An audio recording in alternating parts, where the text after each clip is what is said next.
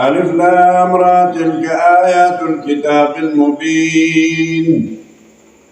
إنا أنزلناه قرآنا عربيا لعلكم تعقلون نحن نقص عليك أحسن القصص بما أوحينا إليك هذا القرآن وإن كنت من قبله لمن الغافلين إذ قال يوسف لأبيه يا أبت إني رأيت 11 كوكبا والشمس والقمر رأيتهم لي ساجدين قال يا بني لا تقصص رؤياك على إخوتك فيكيد لك كيدا إن الشيطان للإنسان عدو مبين وكذلك يجتبيك ربك ويعلمك من تأويل الأحاديث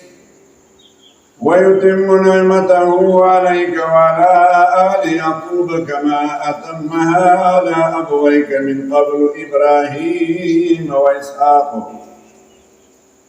إن ربك عليم حكيم لقد كان في يوسف وإخوته آيات للسائلين إذ قالوا ليوسف وأخوه أحب إلى أبينا منا ونحن عصبة إن أبانا لفي ضلال مبين اقتلوا يوسف أو اطرحوه أرضا يخل لكم وجه أبيكم وتكون من بعده قوما صالحين قال قائل منهم لا تقتلوا يوسف وألقوه في غيابة الجب يلتقطه بعض السيارة إن كنتم فاعلين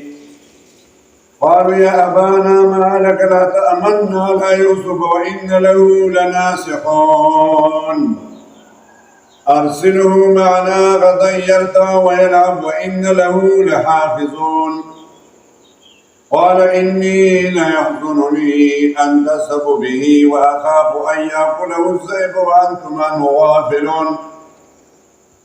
قالوا لئن أكله الذئب ونحن عصبة إن إذا لخاسرون فلما ذهبوا به وأجمعوا أن يجعلوا في غيابة الجب وأوحينا إليه لتنبئنهم بأمرهم هذا وهم لا يشعرون وجاءوا أباهم عشاء يبكون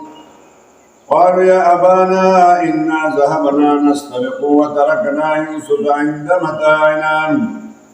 فأكله الذئب وما أنت بمؤمن لنا ولو كنا صادقين وجاءوا على قميصه بدم كذب قال بل سولت لكم أنفسكم أمرا فصبر جميل والله المستعان على ما تصفون وجاءت سيارة فأرسلوا واردهم فأدلى دلوه قال يا بشرى هذا غلام وأسروا بدعاء والله عليم بما يعملون وشروه بثمن بخس دراهم معدودة وكانوا فيه من الزاهدين